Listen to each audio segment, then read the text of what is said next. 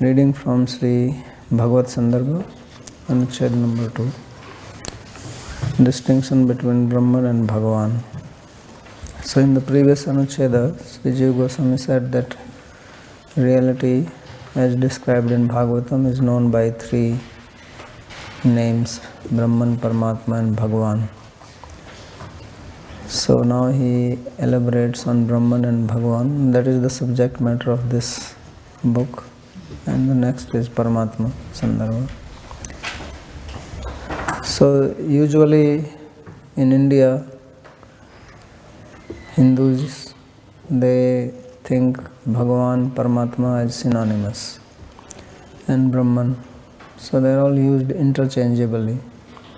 So you will see often people saying Paramatma or Bhagavan for Krishna.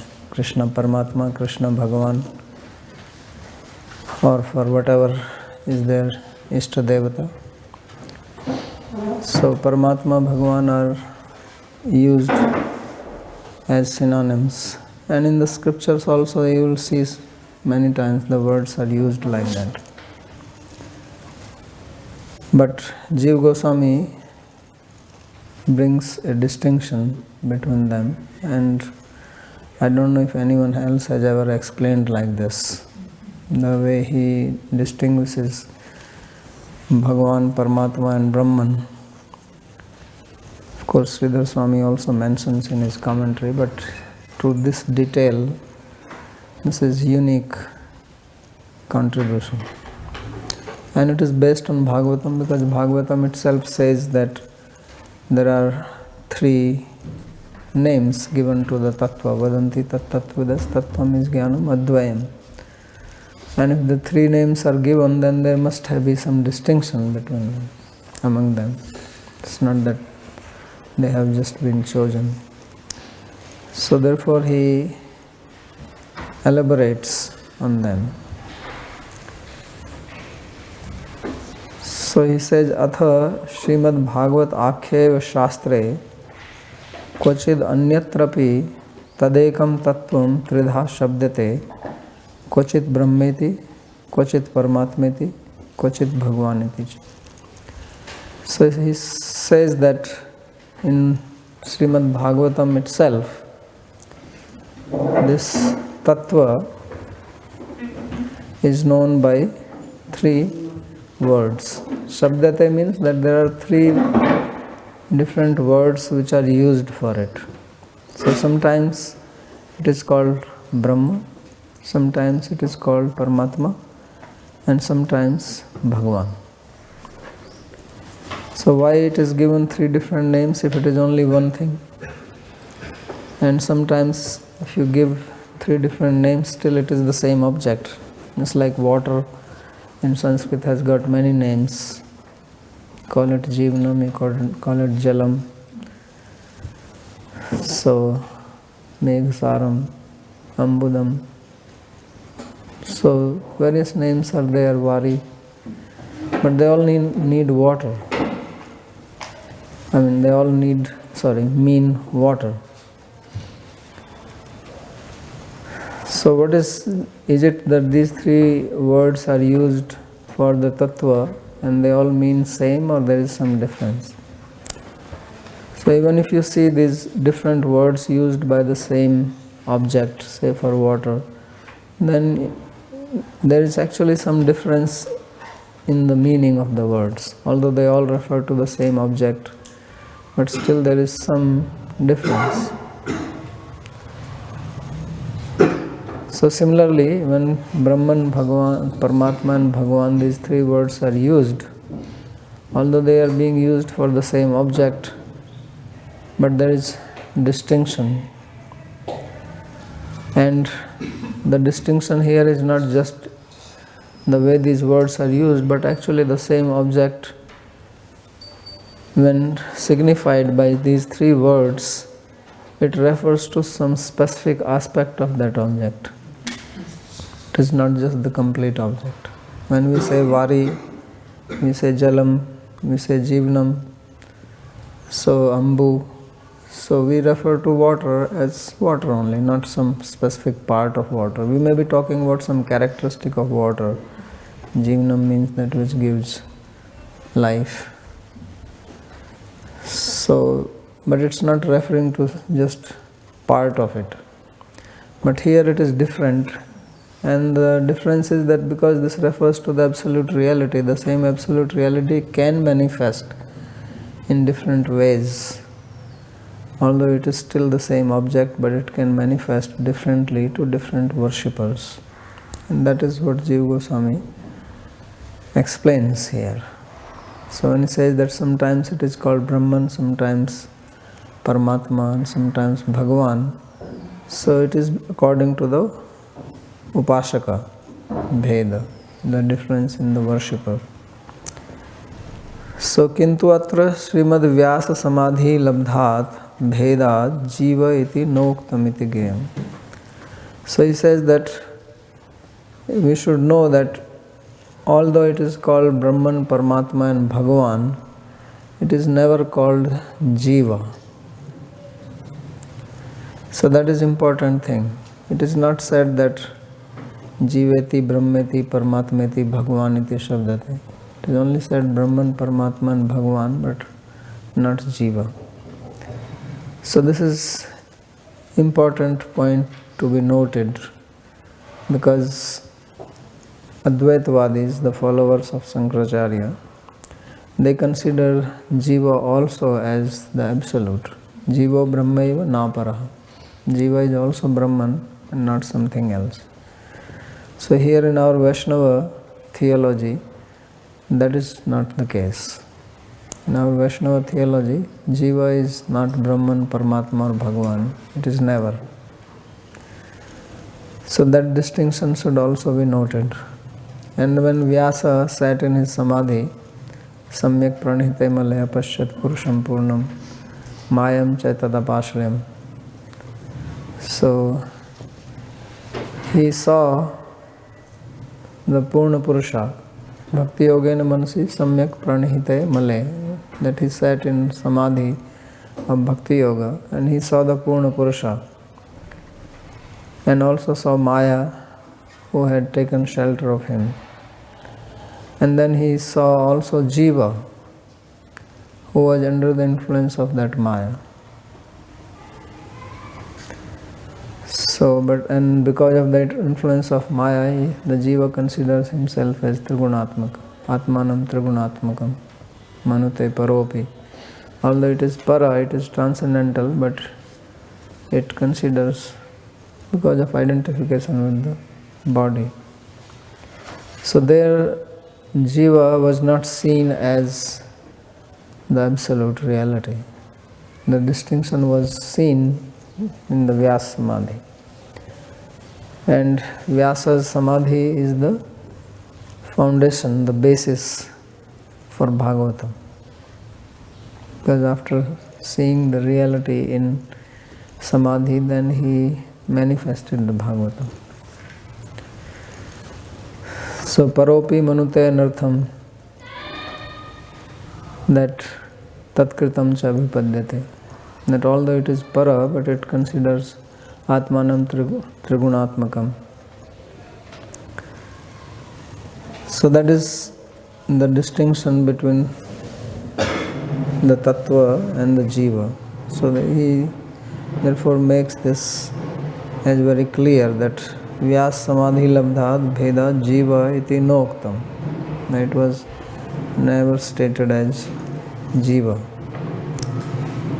Tatra Brahma Bhagavator Vyakhyatayo Paramatma Swayameva Vyakhyato Bhavati iti Prathamatas Taveva Prastuyati. So he says that Paramatma is naturally explained if Brahman and Bhagavan are explained. So therefore, first he begins to explain them. And that is the subject of this book, Brahman and Bhagavan. And Paramatma, यार इनको बोल बंद करने के साले फालतू में बकवास करना है. सुबह से यहीं घूम रहे हैं. And there is no other place for them. Yeah, they came here 8 o'clock.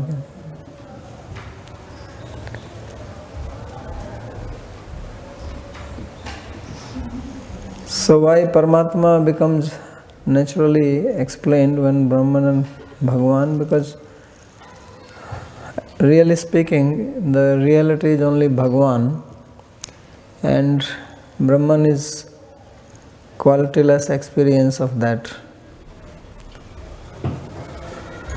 So Paramatma is not some independent thing, but Bhagavan who manifests to take care of the material nature. That is Paramatma. But Brahman has to be understood, because Paramatma and Bhagavan, they have similarity, but Brahman is different. So therefore he says that once this is understood, Brahman and Bhagavan, it's like you understand an object with quality and without quality. So Savikalpak and Nirvikalpak Gyan. In Nyaya we studied that there is, whenever you see an object, first there is Nirvikalpak Gyan, and then there is a Savikalpak Gyan of the same object. So first there is indeterminate knowledge, and then there is determinate knowledge. So similarly, Brahman is the indeterminate knowledge of Bhagavan, and Bhagavan is the determinate knowledge. Or if you say Tattva, then Tattva, whatever is the Tattva, the indeterminate knowledge of Tattva is called Brahman, and determinate knowledge is called Bhagavan. So therefore he begins to define now what is Brahman. So one thing we have to understand, that here in the opinion of Bhagavatam, and of course Jiva Goswami explaining on the basis of that it is not that Brahman is something which does not exist, or Brahman is false, or because many times commentators tend to explain Brahman only as Bhagavan. So he says that Brahman is also there, and the verses which are talking about Brahman can be taken to mean Brahman only. It is not always that you have to explain Brahman as Bhagavan. Sometimes the word Brahman is may be used for Bhagavan, but most of the time it is not necessary. So for that reason he explains what is actually Brahman. And this definition which he gives is also quite unique, because generally speaking you will not find definition of Brahman. So Muletu Kramad Vaishishtya Dotanaya Tatha Vinyasa. So in the original verse of Bhagavatam, there is an order: Brahmeti, Paramatmeti, Bhagavaniti, Shabdate. So this verse is important, and it will be good that you memorize this verse, because this verse he will refer to again and again, even in Paramatma Sandarbha and Krishna Sandarbha, all the way. So Vadanti tat tattvidas tattvam yas jnanam advayam brahmeti paramatmeti bhagavaniti shabdate. So he says in this original verse there is an order, that first Brahman is mentioned, then Paramatma is mentioned, then Bhagavan is mentioned. And this order has a significance. And the significance is that it is in the increasing order of importance or greatness. Means Paramatma is superior to Brahman and Bhagavan is superior to Paramatma. Although it is the same Tattva, it is only one Tattva, but that one Tattva manifests in three ways, and these three manifestations are not equal. The manifestation of Brahman is the most inferior manifestation, and then superior to that is the Paramatma manifestation, and then Bhagavan is the highest manifestation. So that is the significance of the order, that why Brahman, Paramatma and Bhagavan has been said. So therefore he first describes what is Brahman. Tad ekameva akhanda ananda swarupam tattvam thutakrit parameshthadik ananda samudayanam paramhansanam sadhana vashat tadatmyam apanne satyamapi tadiya swarup shakti vaichitriyam tadgrahana asamarthye chetsi yatha samanyato lakshitam tathaiva spuradva tadvadeva avivikta shakti shaktimatta bhedataya pratipadyamaneva brahma iti shabdate. So this one absolute reality which is indivisible and blissful in nature, so that is the Akhanda Tattva, Ananda, is known as Brahman to those transcendentalists who have lost all taste for material happiness. So Brahman is realized by those who are on the path of Jnana Marga, and Jnana is primarily based on Vairagya. So therefore he says that Thutkrita. Thutkrit means, Thutkar means spitting. Thu in Sanskrit as well as in Hindi is for spitting, because when you spit you make the sound thu.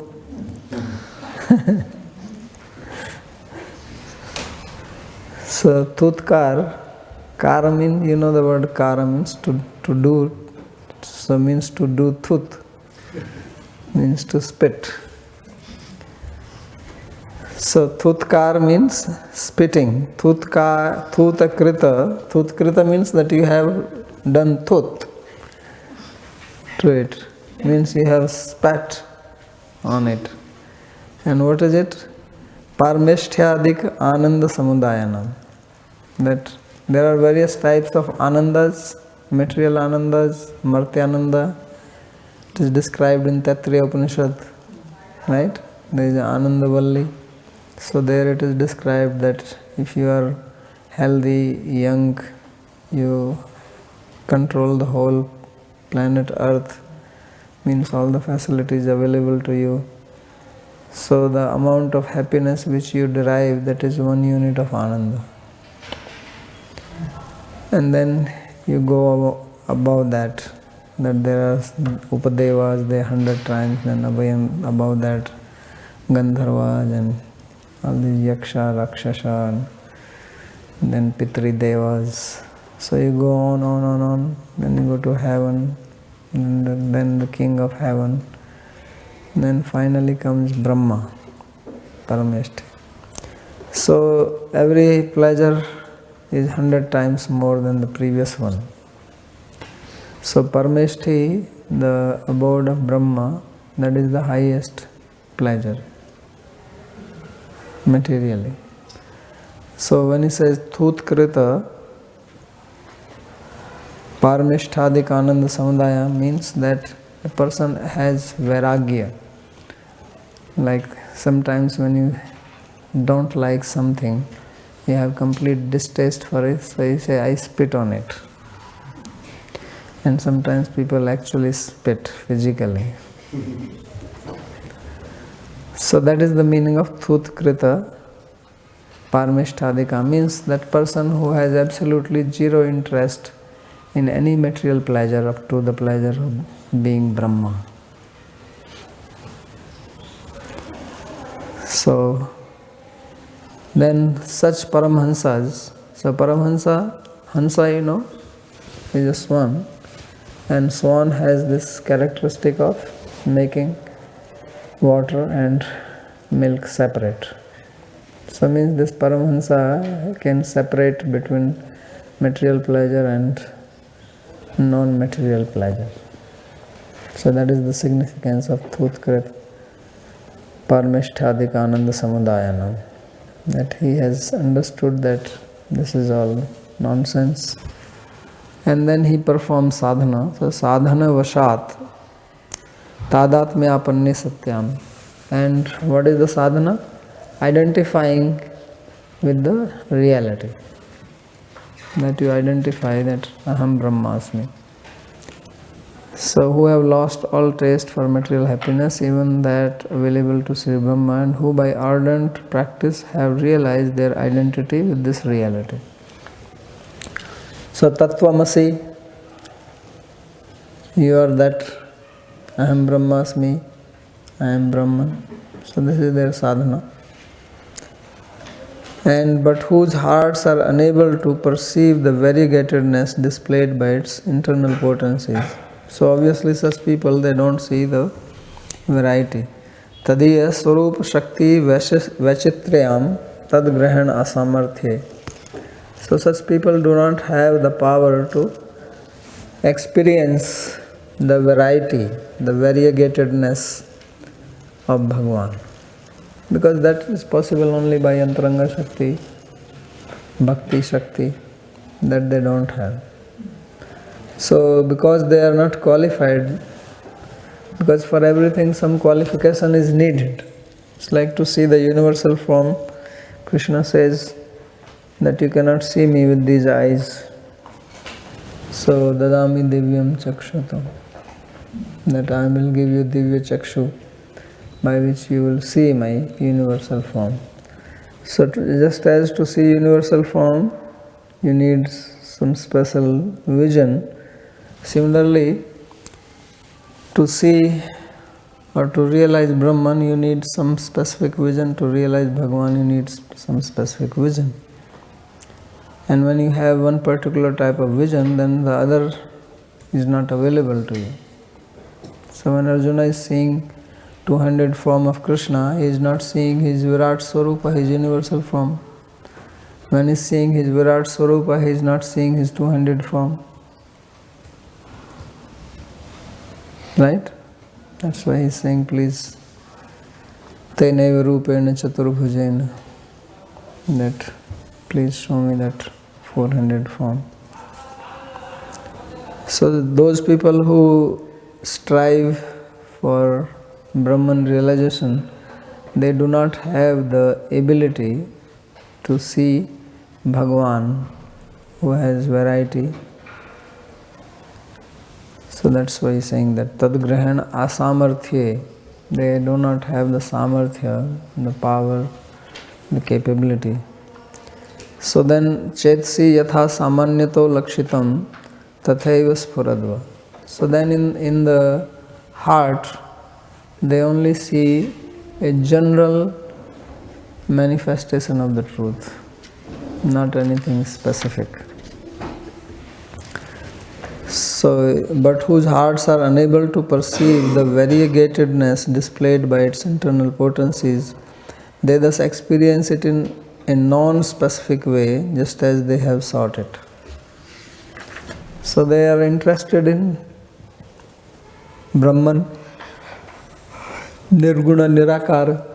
So then they only have experience of that. They don't experience Bhagavan. Because Krishna says, Ye yatha mam prapadyante tamstathe bhajami, I manifest myself in accordance with the conception, the mood of the worshipper. So that's why it manifests only that. So for which they have strived. So tathaiv spuradva tadvad eva avivikta shakti matta bhedataya pratipadyamanam va brahmeti shabdate. So vivikta means distinction, avivikta means non-distinction. So they do not see the distinction. They do not experience the distinction between the potent and the potency. They see both as one. So therefore, they realize the reality as Brahman. Because to know him as Bhagavan, then you have to make the distinction between the object and its qualities. So then it will become savishesha or savikalpaka knowledge, savikalpaka realization. So when we are seeing objects in our life, then we are actually seeing them with their qualities, form, shape, color, and if you touch, maybe soft, hard, hot, cold, and then bigger, small or medium size. So all this is seen. We don't see this just as an object without any qualities. We actually don't have any experience of anything. So all our experiences are savikalpaka. But according to Nyaya, savikalpaka is not possible without nirvikalpaka. This determinate knowledge is not possible without indeterminate. So of course that indeterminate is of the same object, and it happens in the first moment of our perception. But then our perception does not remain steady at that level, so we don't actually have experience of nirvikalpaka consciously. We are only inferring it, that it must have happened, because if I am having savikalpaka, then I must have nirvikalpaka before it. The example given is Dandi Purusha.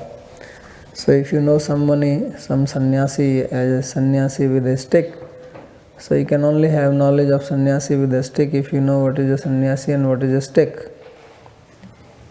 Right? If you don't know what is a stick, you cannot have experience of sannyasi with a stick. Because this knowledge that here is a sannyasi with a stick assumes that you have knowledge of sannyasi and the stick. So similarly, when you see a pot, a ghata, so ghata has ghatatva in it. It has the jati, right? So that ghatatva visishta ghata, that pot is along with potness. So if you don't have knowledge of potness, you cannot have knowledge of pot. So therefore, before you have knowledge that this is a pot, you must have knowledge of potness and pot without potness.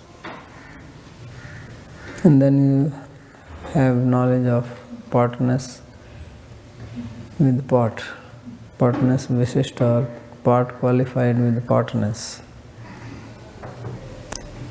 So there, of course, the object are not two separate things. It is only one pot. It is your understanding is at two levels, nirvikalpaka level and savikalpaka level. But nothing really happens to the object. It is not that there are two objects. One is a nirvikalpaka object, other is a savikalpaka object.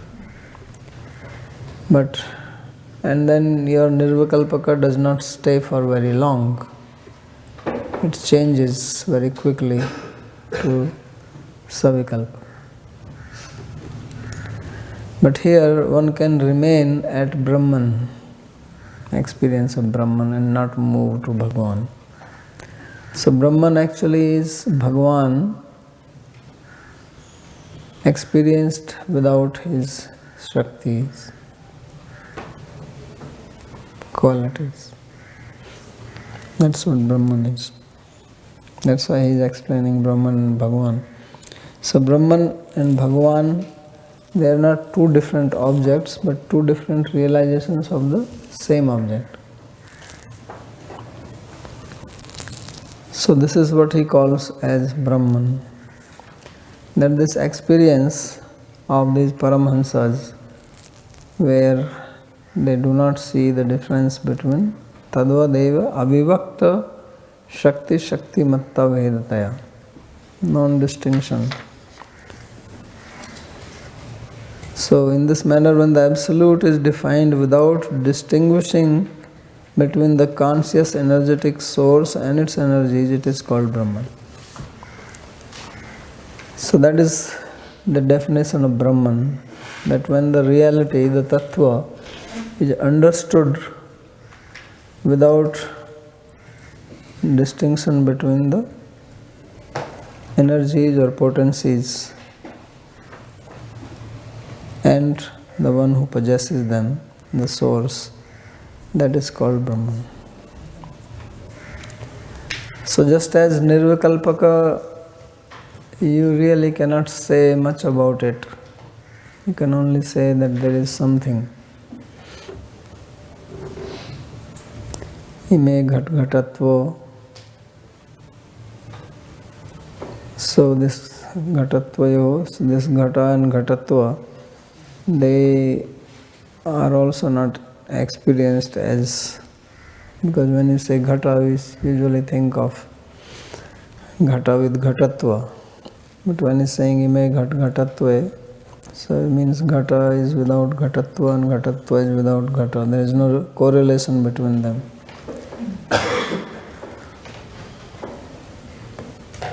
So really speaking, you cannot call it as ghata, because ghata signifies ghatatva in it. So similarly, to have experience of Bhagavan without his qualities, form, characteristic, any energies, and that is called Brahman. And because Bhagavan is all pervading, then Brahman is all pervading.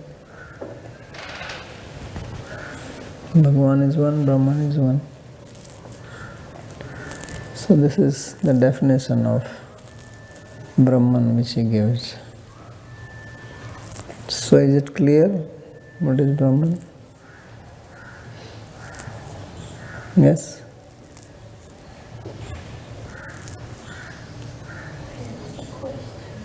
Yes.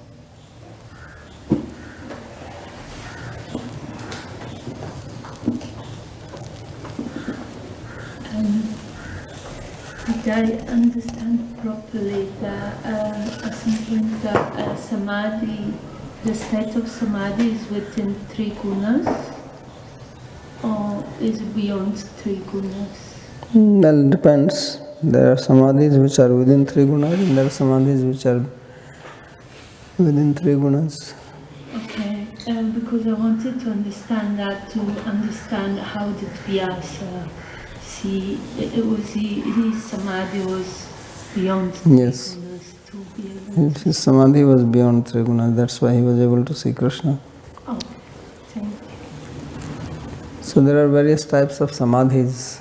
Samadhi is also savikalpak samadhi, nirvikalpak samadhi.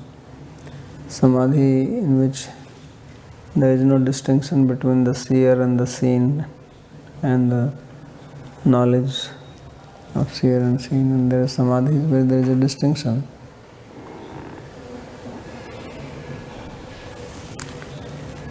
So here, when they go into samadhi, then there will be no distinction between the seer and the seen. It's complete identification. So when all the chitta vritti are stopped, and if one has performed bhakti, then by the power of bhakti, then the chitta vritti becomes brahmakar. So then the Brahman only manifests. But because Brahman does not have any form or quality, there is nothing you can say about it. Usually whenever we are having vritti in our mind, it is of some characteristic or some form or some object. So therefore we can say something about it. But about Brahman you cannot say anything. So it's like when you go in deep sleep, and if someone says, "What did you experience?" What can you say?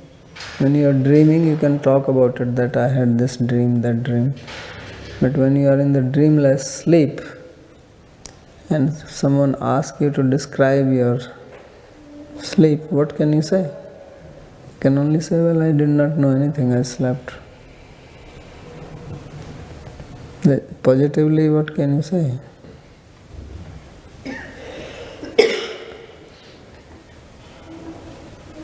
So there is a complete identification between the Jiva and the Brahman, and therefore Jiva does not see itself as distinct from Brahman, because Brahman gets into the vritti. And he has practiced that I am Brahman. So he does not maintain his ego separately. So even this statement that I am Brahman cannot be made really. Because I has, if there is only Brahman, then I does not have any meaning. I signifies that there is something non-I, right? Because I means something which is different from everything else around it. That's what I means. But if there is nothing else except Brahman, then I has no meaning. So even the statement I am Brahman is spoken with a little bit of license to teach us, but you cannot say it. So therefore, yato vacho nivartante aprapya manasa, say that the speech returns from there along with the mind, because it cannot say anything. So that's why this is called nirvikalpaka jnana, indeterminate knowledge.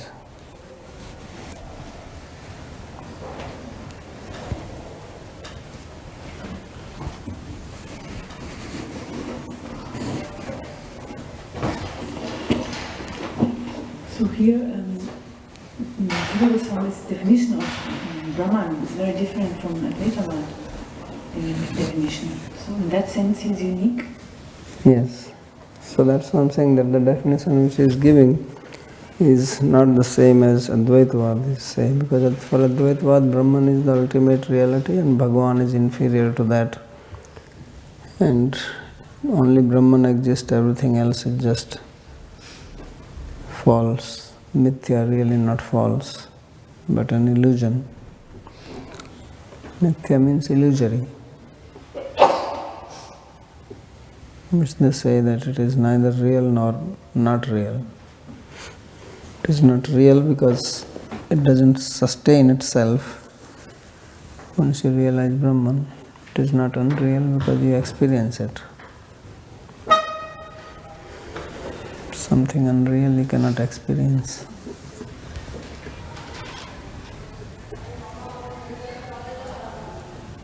Okay, yes. You mentioned Brahman and Bhagavan both are all pervading. So how can Bhagavan can be all pervading with his features and form, everything? That is his Achintya Shakti. That is his inconceivable power. That he has a form and he pervades. That's what I gave the example, that this is what he showed when Mother Yashoda was trying to bind him. So she was not able to bind. Why? If he was just limited, she should be able to bind. With so many ropes joined together, why she was not able to bind? But because he is all-pervading, and he manifested that all-pervading feature within the limited body, or some seemingly limited body, he manifested the feature of being unlimited. Now that's inconceivable. How is that possible, that you are seeing him as a limited person standing in front of your eyes and yet he is unlimited? So this cannot be shown through logic or anything, but it happened. Logic is not everything. If there is something which is real and defies logic, you are not going to say, well, this thing is not real because it is against logic. You have to drop your logic and accept the truth. Truth is superior to logic.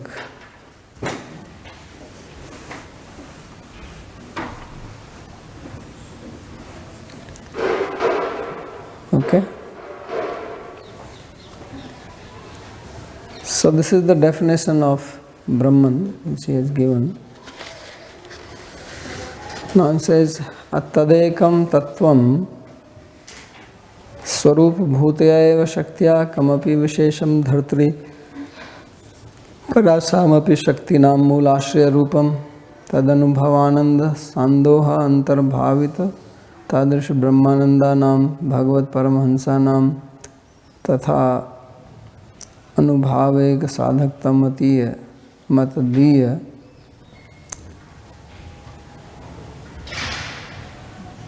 अतदीय स्वरूप आनंद शक्ति विशेषात्मक प्रवृत्ति विशेषात्मक भक्ति भावितेषु अंतर्बहिरपि इंद्रियेषु परिस्फुरद्वा तद्वदेव विविक्त तादृश शक्ति शक्ति मत्ता भेदेन प्रतिपद्यमानं स भगवान इति शब्दते. So he is given now the definition of what is Bhagavan. So again he defines it on the basis of experience. So he says, translation below, that very same absolute reality is named Bhagavan when as the reservoir of all other transcendental energies, it manifests unique characteristics by the power of its internal potency and becomes revealed to the senses both internal and external of the devotional transcendentalists. So Bhagavan, he is realized by devotional transcendentalists, Bhagavat Paramhansas. There are two types of Paramhansas, Advaitvad Paramhansas and Bhagavat Paramhansas, the devotee Paramhansas. So Advaitvadi Paramhansas, they try to identify with Brahman, so they don't have experience of Bhagavan. And even if they have, they think that this Bhagavan is nothing but manifestation of Brahman, so they disregard him. And then there are the Bhagavat Paramhansas who see Bhagavan along with his potencies, his energies. They accept that he is replete with various powers and qualities. So they see this distinction, Sakti Sakti Mata Vivikta, distinction between it. Okay. So it manifests unique characteristic by the power of its internal potency. So those characteristics which are manifest in the absolute Tattva called Bhagavan, they are manifest by his internal potency. So therefore Krishna's potency, energies, his form, his body is not material as is understood by Advaitvadis. Advaitvadis, they think that Krishna is Bhagavan, that is fine, but he is actually in the Sattva Guna, material Sattva. He is a manifestation of Sattva Guna, and therefore he has knowledge and power because it all comes from Sattva.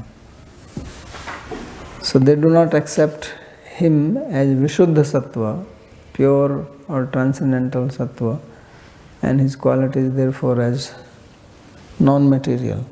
They think of his body, his qualities, his activities are also material. Because for them anything spiritual has to be nothing but Brahman. See their understanding. But the devotees, they see that by his internal potency, he manifests characteristics, transcendental potencies, and these potencies are experienced by the bhakta internally and externally. So a devotee has experience of Bhagavan outside and also inside. The Brahman is not seen outside. They only experience Brahman within. There is no experience of Brahman outside through the senses. It's beyond sense perception. But here Bhagavan becomes available even to the material senses.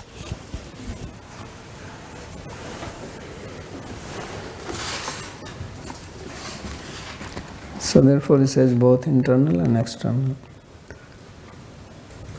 For such devotees, the bliss of encountering the Absolute, replete with the innate attributes, subsumes the bliss of Brahman realization. So Brahmananda, which is experienced by Advaitvadis, is also experienced by the devotee. But this experience is part of his experience of Bhagavan. So experience of Bhagavan contains experience of Brahman. That means devotees also have experience of Brahman, not only non-devotees,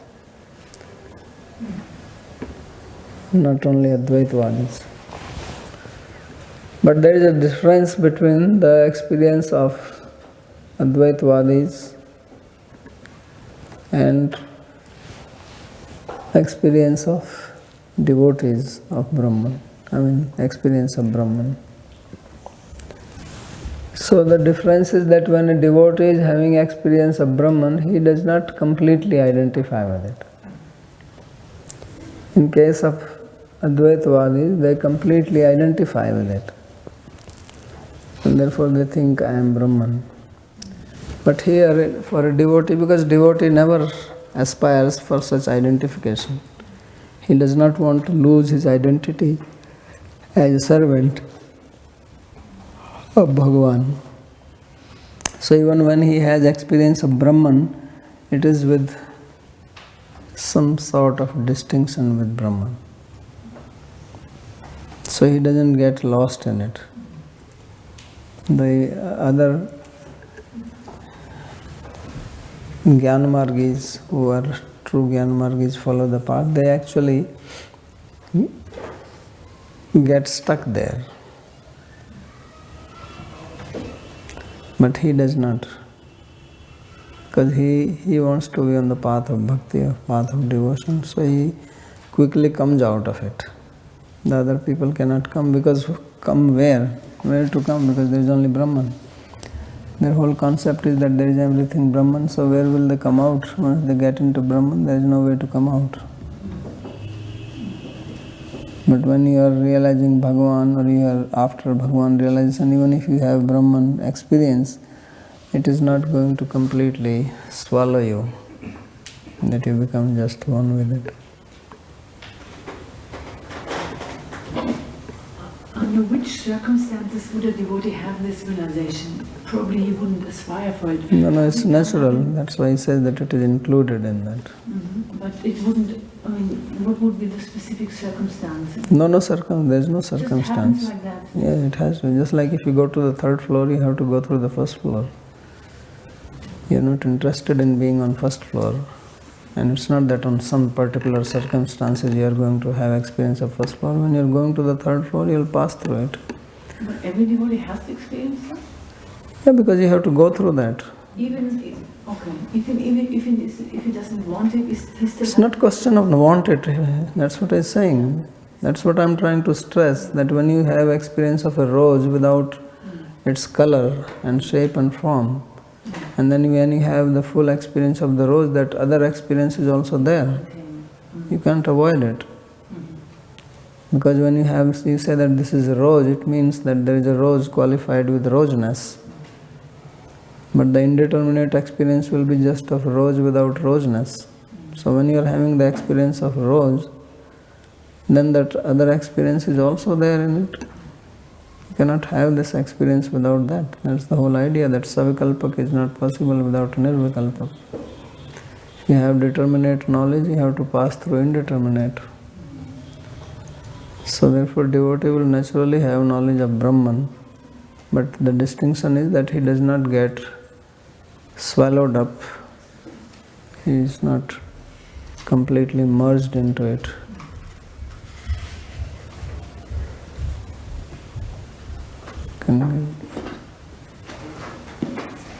So do Brahman Jnanis neglect the concept of Nirvikalpaka followed by... Yeah, they are not interested in Savikalpaka. They think that Nirvikalpaka is the highest. And to Nyaya, what do they say? Do they say, no, this is wrong anyway? They just Yes. ignore it? Okay. can give that.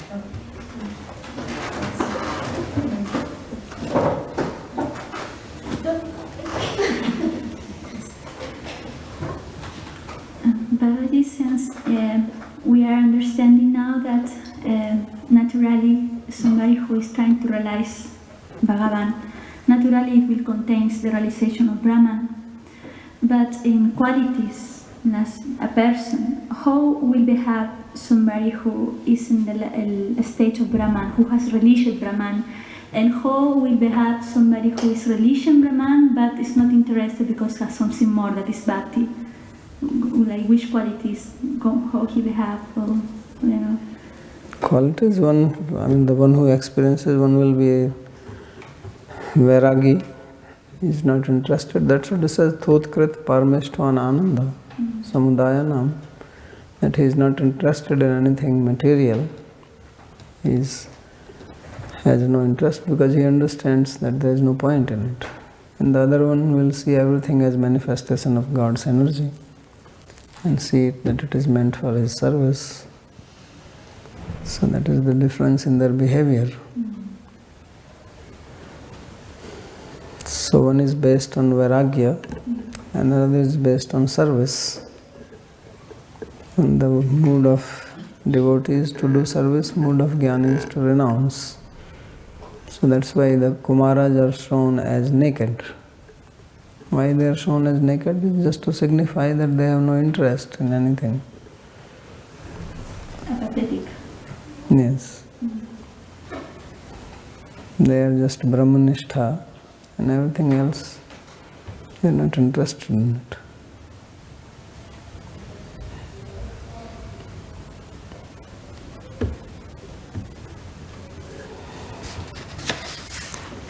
So therefore he says that the senses of such devotees are transmuted through devotion, which itself is a specific aspect of conscious bliss potency and the sole efficient cause making possible this realization.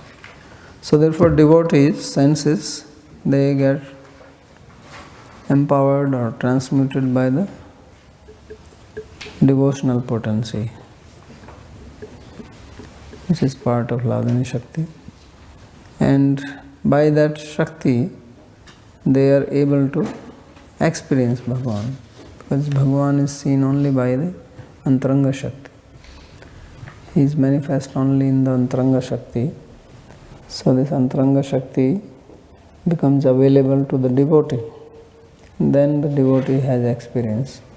So the other person does not have that. He does not have the potency of bhakti.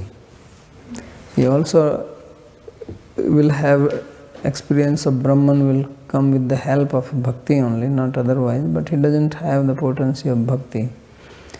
He only uses it as a step, as a means, but not that he is interested in having it. Once it has done its job, then as they give the example, once you use the ladder to go to the roof, once you have gone to the roof, then ladder has no meaning for you, because you don't want to come down. If you have to come down, you will still need the ladder. But if you just want to go to the roof and be there, then ladder is not needed by you. So they utilize bhakti. So Brahma Bhuta Prasannatma na sochati na kankshati samaya sarvesu bhutesu mad bhakti labte param. Right?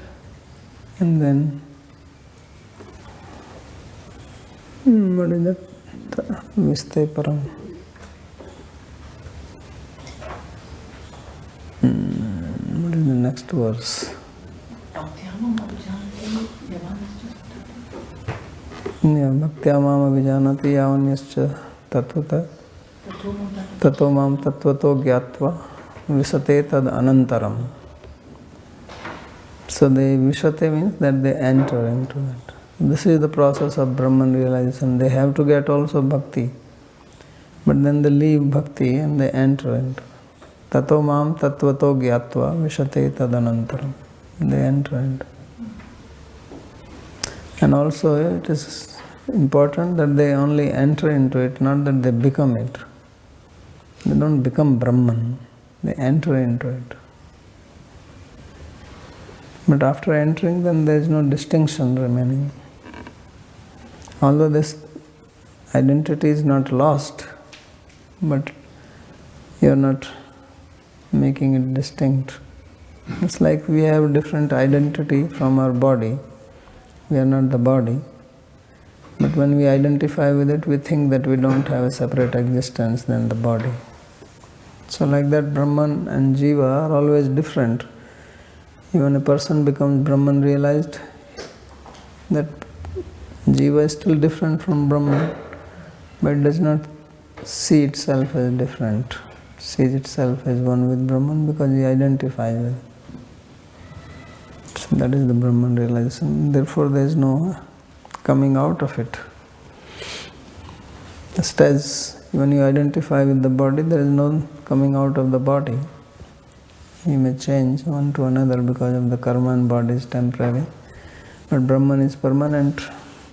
So at least body becomes useless, you have to give it up. Vasansi jivnani yatha vihaya, but Brahman does not become like that. Brahman remains Brahman, so you coolly stay there. So that is Sayujya Mukti.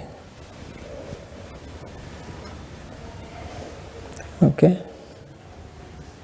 Yes, Manu. Can you throw the mic?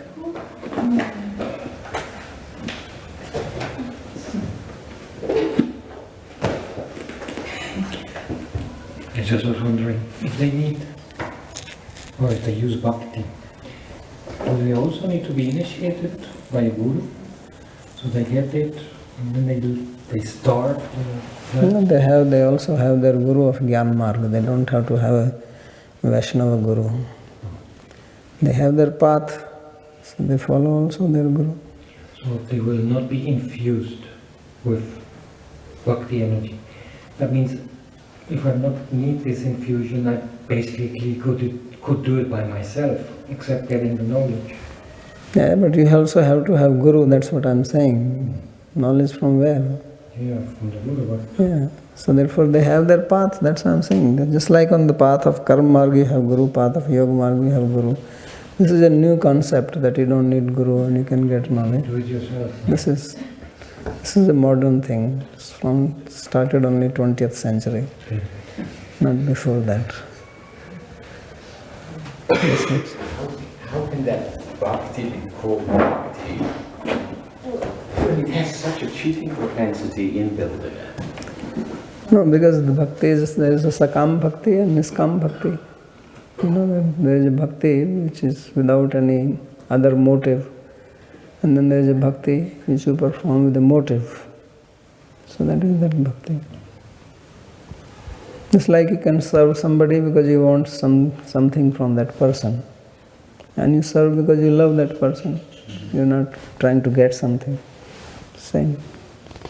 But I would say that then one is not a bhakti. Well, it is called bhakti only. I mean, what would you call it? That's why we give an adjective to it. We qualify it. It's not really love. Yes, that's what I'm saying. It's not really love, but it is some sort of love. So it is a motivated love. Yeah. So really speaking, you're right. Motivated love is not love. But what else to call it? So that's that why. gives you access to Brahman. Yes. It's the only way. Yeah. Yeah, because Brahman is non-different from Bhagavan, so you cannot get it from anywhere else, you have to get it from him. And to get from him, you have to do some bhakti. So just like Krishna says that there are 4 types of people who do bhakti to me. Then when they are in distress, when they want some money, they have some problem, they want knowledge. So they are all motivated. So he says they come to me with a motive, I fulfill their desire. So God gives them. But that's not pure bhakti. That's really not pure love. So that's why it is called conditional love. That I love you, but I have a condition. That if you do this for me, I will love you. If you don't do this, I will find someone else. It's conditional.